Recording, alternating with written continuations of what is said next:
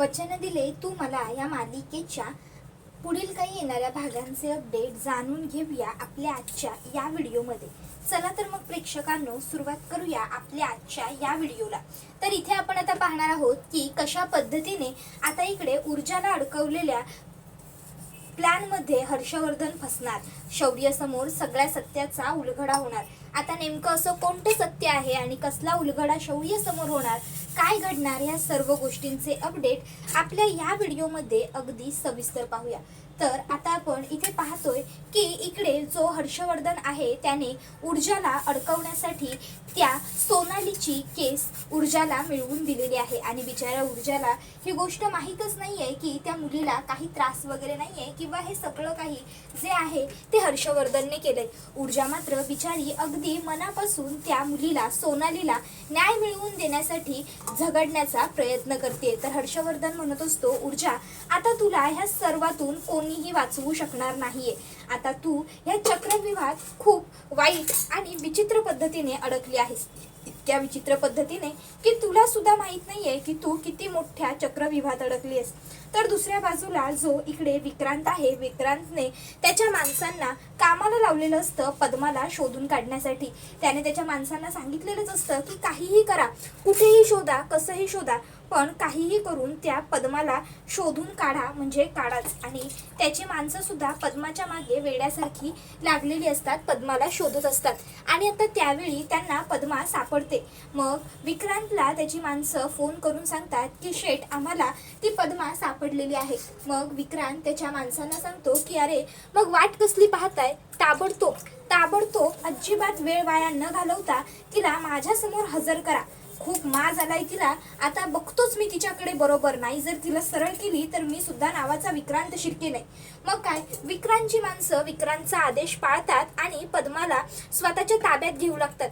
त्यावेळी नेमकी पद्मा ऊर्जा बरोबर बोलत असते। पद्मा ऊर्जाला हेच सांगत असते की ताई मी मुंबईत परत आलेली आहे, पण इतक्यात आता ती माणसं पद्माला किडनॅप करू लागतात। त्यावेळी पद्मा जोरात ओरडू लागते, ताई वाचव, ताई वाचव, ताई वाचव। त्यावेळी आता त्या गुंडांना हे माहीतच नसतं की पद्माचा फोन चालू आहे। तर आता ऊर्जाने पद्माचं बोलणं ऐकलेलं असतं आणि ते गुंड सुद्धा बोलत असतात की हिला साहेबांनी बोलवलेलं आहे टेकडी जवळच्या त्यांच्या फार्म हाऊस वरती आणि मग ते तिला तिकडे घेऊन जात असतात। आता ऊर्जाला तर माहिती असतंच की इकडे विक्रांतचं कुठलं फार्म हाऊस टेकडी जवळ आहे, कारण आता ऊर्जा काय करते, ऊर्जा पटकन शौर्यला कॉल करते आणि ती शौर्यला विचारते की शौर्य शिर्केंचं कुठलं फार्म हाऊस टेकडी जवळ आहे, आपल्या घराच्या आसपास कुठे टेकड्या वगैरे आहेत। त्यावेळी शौर्यने आता ऊर्जाला तो पत्ता सांगितलेला असतो, कारण अर्पिताने हे शौर्यला आधी एकदा दाखवून ठेवलेलं असतं। मग आता ऊर्जा त्या ठिकाणी पोहोचते। शौर्य ऊर्जाला विचारतो सुद्धा, ऊर्जा तुला का हवाय तो पत्ता, पण ऊर्जा शौर्यला तेव्हा काहीही सांगत नाही। ऊर्जा विचार करते की कशाला प्रत्येक वेळी मी माझ्या कामांसाठी शौर्याला त्रास देऊ, म्हणून मग ऊर्जा शौर्याला काहीही सांगत नाही। ती मी नंतर तुझ्याशी घरी आल्यावर बोलते, आता सध्या मी घाईत आहे असं म्हणून फोन कट करते। आणि त्याच्यानंतर मग आता ऊर्जा त्या ठिकाणी पोहोचलेली असते। इकडे विक्रांतने पद्माला पुन्हा एकदा त्रास देण्यासाठी पकडलेलं असतं। तो म्हणत असतो, गेल्या वेळी मी जेव्हा तुझा विनयभंग केलाही नव्हता तेव्हा तर तू खूप कायद्याच्या गप्पा केल्या होत्या, न्याय मिळवला होतास, पण आता तुला कोण वाचवणार माझ्या कचाट्यातून, आता तुला कोण मिळवून देणार न्याय, कारण आता इथे जे काही घडणार आहे ते फक्त आपल्या दोघांनाच माहीत असणार आहे आणि त्याहून महत्त्वाचं आता इकडनं तुझी सुटकाच होऊ शकणार नाहीये। त्यामुळे बाहेर जाऊन तू कोणाला काही सांगू शकणार नाहीचेस, काय करायचंय ते कर। त्यावेळी मग आता त्या ठिकाणी ऊर्जा पोहोचते।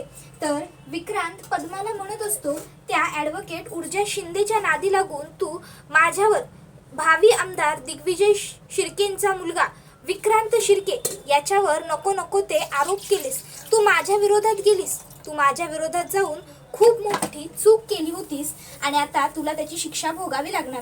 त्यावेळी ऊर्जा तिकडे पोहोचते आणि त्याला म्हणते की हे बघ, वैर आपल्या दोघात आहे ना, मग तू मला काय करायचंय ते कर, पद्माला सोड.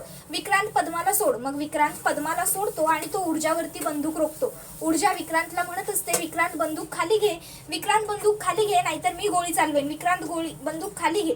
दोघांच्याही हातात बंदुका असतात. आता विक्रांत गोळी चालवण्या अगोदर ऊर्जाच्या हातातल्या बंदुकीतली गोळी सुटते आणि विक्रांत धारातीर्थ खाली कोसळतो. आता हे कसं घडलं, काय घडलं, ऊर्जाला सुद्धा काहीही कळालेलं नसतं. ऊर्जा सुद्धा आश्चर्यचकित असते आणि ती घाबरलेलीही असते.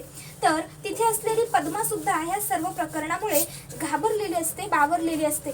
आता त्या दोघी जणी विक्रांतच्या जवळ जाऊन बसतात. विक्रांत शुद्धीत म्हणजे विक्रांत जिवंत आहे की मेलाय हे त्या दोघींनाही कळण्याच्या आत त्या ठिकाणी पोलीस पोहोचतात आणि पोलीस तिकडे येऊन ऊर्जाला म्हणत असतात, ॲडव्होकेट ऊर्जा शिंदे, तुम्हाला अटक होते, you are under arrest. Vikrant शिर्केंचा तुम्ही खून केलेला आहे.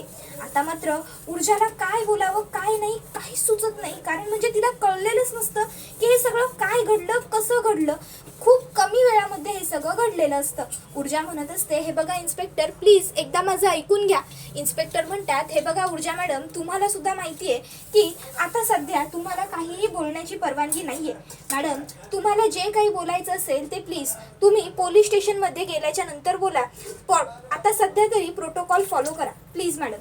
त्यावेळी मग मात्र ऊर्जाकडे काहीही पर्याय उरत नाही आणि मग ऊर्जा आता ताबडतोब त्यांच्याबरोबर पोलीस स्टेशनला जायला निघते. तर दुसऱ्या बाजूला इकडे जी आता पद्मा असते, ती पद्मा ही घरामध्ये असते आणि पद्मा घरी आल्याच्या नंतर तिला आता त्या सर्व गोष्टी आठवत असतात. पद्मा त्या गोष्टी आठवत असल्यामुळे खूप जास्त घाबरलेली असते, भेदरलेली असते. आता पद्माला तो प्रसंग सतत आठवत असतो, पण पद्मा जास्त घाबरलेली असते. त्यामागे कारण काहीतरी वेगळंच असतं. पद्माने जेव्हा पाहिलेलं असतं गोळी चालवताना, तेव्हा पद्माने पाहिलेलं असतं की गोळी ऊर्जाच्या हातात जी बंदूक होती त्याच्यातून चालवली गेलीच नव्हती. ऊर्जाच्या मागून एक हात आला आणि त्या हातांनी गोळी चालवली गेली आणि तो हात दुसरा तिसरा कोणाचाही नसून हर्षवर्धन जहागीरदारांचा होता.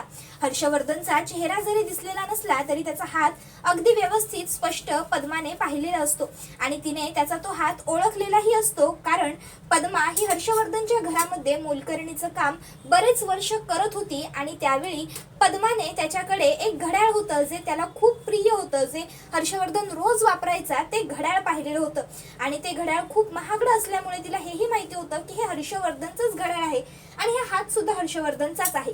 पण आता तिला कळत नसतं की मी हे कोणाशी बोलू, कोणाला सांगू.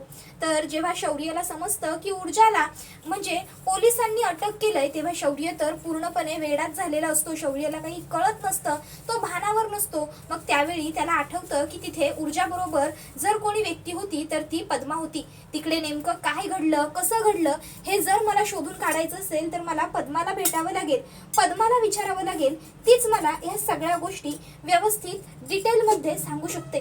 मला ताबडतोब पद्माला भेटायला गेलं पाहिजे असा विचार करून शौर्य हा पद्माला भेटायला जाण्याचा निर्णय घेतो आणि तो ताबडतोब पद्माला भेटायला जायला निघालेला सुद्धा असतो.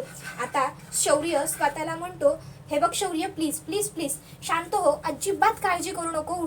ऊर्जाने काहीही केलेलं नाहीये आणि तू ऊर्जाला लवकरात लवकर सोडवणार आहेस. त्यानंतर शौर्य हा पद्माकडे येतो आणि आता तो पद्माला म्हणत असतो, पद्मा हे बघ, मला अगदी व्यवस्थित नीट सर्व काही आठवून सांग की तिकडे नेमकं काय काय घडलं, तुम्ही तिकडे गेलात त्याच्यानंतर तिथे काय काय झालं सगळं सांग. त्यावेळी पद्मा घाबरलेली असते. तर शौर्य पद्माला आधार देत म्हणतो, पद्मा प्लीज प्लीज बोल, अशी गप्प राहू नकोस. हे बघ, ऊर्जाला सोडवायचं असेल तर तुला मला तू तिकडे काय काय बघितलंस, तिकडे काय घडलं ते सांगावं लागेल. पद्मा म्हणत असते, साहेब अहो, त्या लोकांनी माझ्या गावचा पत्ता शोधून काढला आणि मला तिकडनं इकडं आणायचा असा प्लॅन बनवला, पण ती लोक माझ्या गावच्या घरी पोहोचली त्याच्या आधीच मी मुंबईमध्ये आले होते. मुंबईमध्ये आल्यावर मी सगळ्यात आधी ऊर्जाताईला फोन केला आणि ऊर्जाताईला ही गोष्ट सांगितली की ताई, मी मुंबईमध्ये परत आलेली आहे. त्यावेळी मला ऊर्जाताई म्हणाली की तू आईच्याच घरी राहायला जा. आम्ही दोघी जणी फोनवरती बोलत होतो तोपर्यंत तिकडे ती विक्रांतची माणसं आली आणि त्यांनी मला किडनॅप करायला सुरुवात केली. माझा आणि ऊर्जाताईचा फोन सुरूच होता, त्यामुळे मी ऊर्जाताईला सांगितलं की ती लोक मला किडनॅप करत आहेत आणि त्यावेळी त्यांच्या तोंडातून चुकून निघून सुद्धा गेलं की हिला टेकडीवरच्या आपल्या फार्म हाऊसवरती साहेबांनी आणायला सांगितलं। मग ऊर्जाताई तिकडे आली। तो विक्रांत माझ्यावरती जबरदस्ती करण्याच्या तालातच होता, तो मला त्रास देणार होता, पण तोपर्यंत वेळेवर ऊर्जाताई तिकडे पोहोचली। मग ऊर्जाताईने त्याच्या तावडीतून मला तर वाचवलं आणि नंतर त्यावर शौर्य म्हणतो आणि नंतर ऊर्जाच्या हातून चुकून विक्रांतवर गोळी झाडली गेली, बरोबर? अगं हे सेल्फ डिफेन्स मध्ये जाईल पद्मा, आपली ऊर्जा नक्की सुटेल। त्याबरोबर मग पद्मा म्हणते नाही दादा नाही, ऊर्जाताईच्या हातातल्या बंदुकीतून गोळी झाडली गेली नव्हती। त्यावर शौर्य म्हणतो मग मग कोणी झाडली गोळी विक्रांतवर? त्यावेळी पद्मा म्हणते दादा मला माफ करा, मला माहित नाही तुम्ही माझ्यावर कितपत विश्वास ठेवाल, पण तरीही मी सांगते, गोळी मी हर्षवर्धन साहेबांना झाडताना पाहिली। त्यावर शौर्य म्हणतो काय डॅड? पद्मा तू काय बोलतेस? तुला तरी कळतंय का? तू भानावर आहेस का? त्यावर पद्मा म्हणते होय साहेब, मी पूर्ण भानावर आहे। शौर्य दादा मी हर्षवर्धन साहेबांना तर तिथे बघितलं नव्हतं, पण मी हर्षवर्धन साहेबांचा हात पाहिला होता। त्यावर शौर्य म्हणतो अगं हात बघून तू असं कसं काय म्हणू शकतेस पद्मा की ते डॅड होते म्हणून? त्यावर पद्मा सांगते की दादा मी साहेबांच्या हातातलं घड्याळ व्यवस्थित ओळखते आणि मी ते घड्याळच पाहिलं होतं आणि ते घड्याळ बघूनच मी ओळखलं की हा हर्षवर्धन साहेबांचाच हात आहे। त्यावर शौर्य म्हणतो जर हे सगळं डॅडने केलं असेल तर मी डॅडना सुद्धा नाही सोडणार। आणि मग तो हर्षवर्धनकडे येऊन ह्या सर्व गोष्टींसाठी त्याला जाब विचारू लागतो की हे सगळं तुम्ही केलं आणि या सगळ्यात माझ्या बायकोला अडकवलं। त्यावेळी हर्षवर्धन म्हणतो की शौर्य काय बोलतोयस आणि कोणाशी बोलतोयस त्याचा जरा विचार कर आणि जरा डोकं भानावर घेऊन ये आणि मग माझ्याशी बोल, विसरू नकोस मी तुझा बाप आहे, तू माझा नाहीस।